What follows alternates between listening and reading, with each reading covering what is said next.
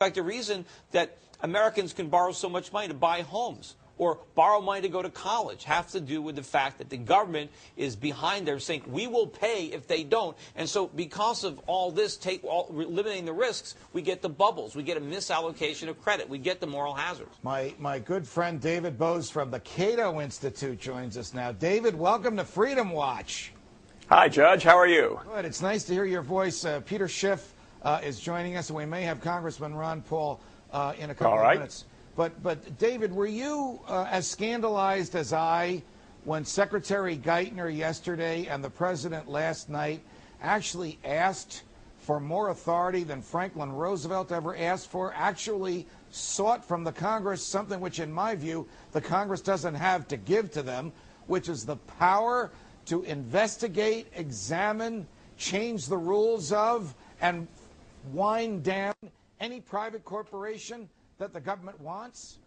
Well, absolutely. And what we're seeing here is what always happens in the time of government crisis or a shock like a war or an economic crisis, and that is government seeks to get more power. And some of the power may be related to the actual problem. You know, some of the powers that governments claim in time of war are related to fighting the war.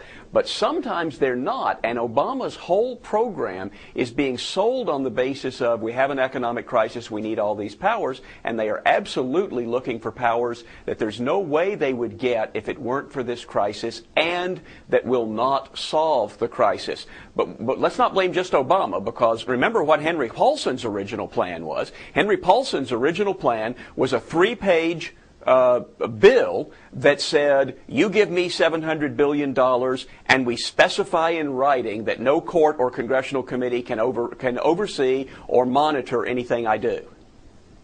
When you give me the $700 billion, I'm going to use it to buy toxic assets from the banks and get it off their balance sheets. But the minute he got the $700 billion, he used it to do something else. He bought shares of stock in the banks, which lost $78 billion in value. That might be obtaining money under false pretenses. But you and I and Peter Schiff know that the government breaks the law every day, and the government does things which, if we did, we'd be prosecuted for.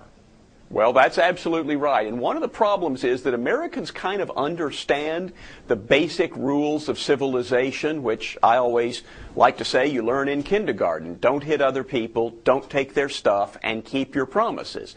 It's only when you get government into the mix, then people get confused and they don't quite see that what Andrew Cuomo wants to do is hit people, and what the Obama administration wants to do is take their stuff, and everybody wants to break promises all over the place.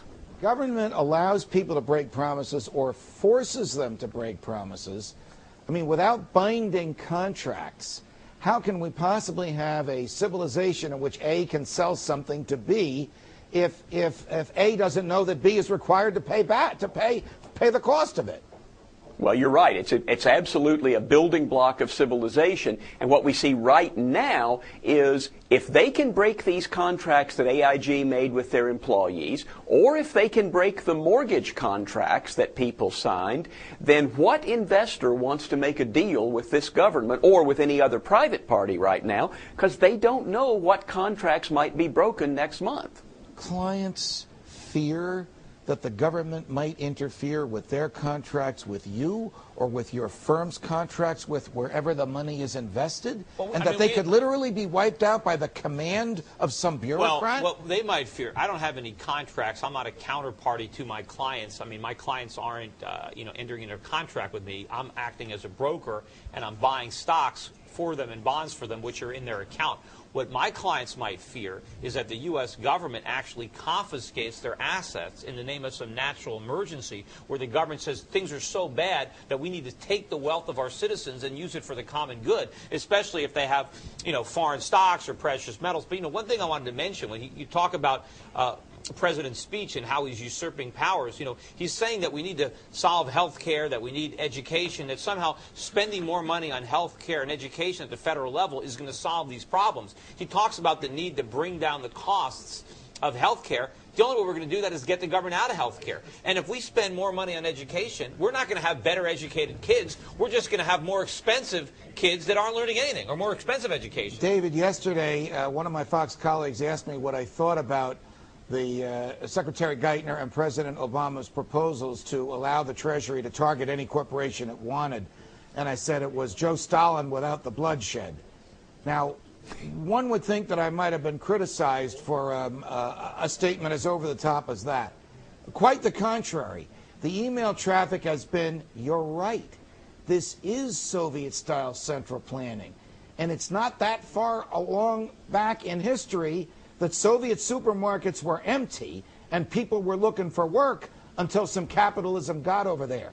Don't people learn the lessons of recent 20th century, latter-day, post-World War II history?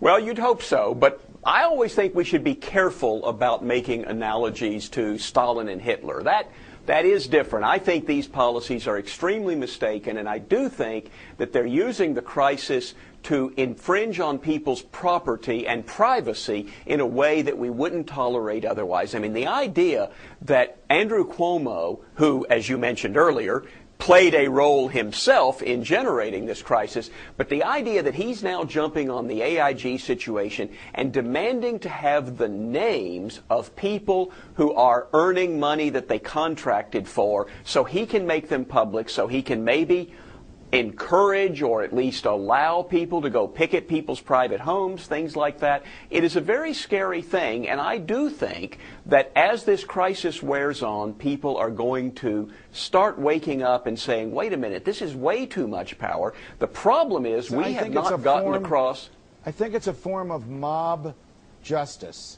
When the House they are trying to encourage that. Yeah, when the House of and you know, your office is not far from Capitol Hill. Maybe you have a better feel for this than I do. But when the House of Representatives voted with an hour debate and no committee hearings to target a group of taxpayers and impose a 90% tax rate on them, far higher than others similarly situated, because they hated that group and they didn't like the way they had earned their money. And when Mrs. Pelosi indicated this morning that the president's proposal to have the Congress authorize the Treasury Secretary to investigate and wind down any corporation he wants is so important that there isn't enough time for debate or for committee hearings on that. We do have a form of mob rule on Capitol Hill, don't we?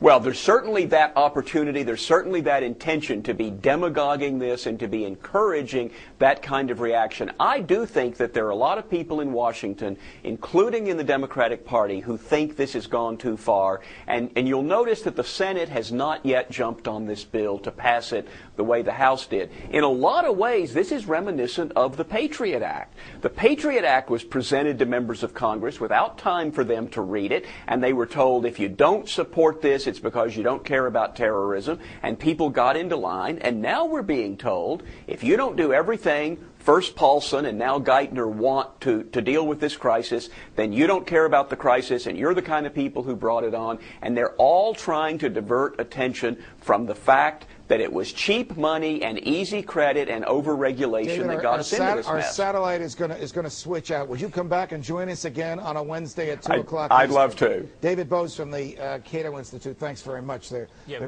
you know, the whole thing, of course, Judge, is that if they had simply let AIG to fail, none of this would be, we wouldn't even be having these arguments. If the company would have gone bankrupt, these contracts would have been dissolved into bankruptcy. And why didn't we just let them go bankrupt? Our politicians are telling us that, no, we can't let anybody go bankrupt, that the consequences are too damaging. Is there something about the mentality in the government that they can't let natural forces play out, that they have to use power to try and change the basic laws of economics? What's destroying the country is what the government is doing. Sure, the bankruptcy of AIG would have been painful. So would the bankruptcy of Bear Stearns. So would the bankruptcy of any of these other companies if the government had stayed out. But keeping them in business is much more painful in the long run. And look at the extra damage that's being done. Look at all the extra liberties that we end up losing and power that we cede to government because we allow the government to do this. I don't want to scare you or Mrs. Schiff, but suppose Andrew Cuomo showed up at your front door and said, if you don't tell me what you've earned and how you've earned it, I'm going to sue you, and I'm going to display in the lawsuit everything I know about you. Because that's what he did to these guys from AIG. Look, the government shouldn't even be able to ask us these questions on our tax returns. The whole thing is an invasion of privacy. But look, we gave the government that power, and they keep taking more and more. Congressman Ron Paul, Republican from Texas, the greatest defender of the Constitution in the Congress today, joins us.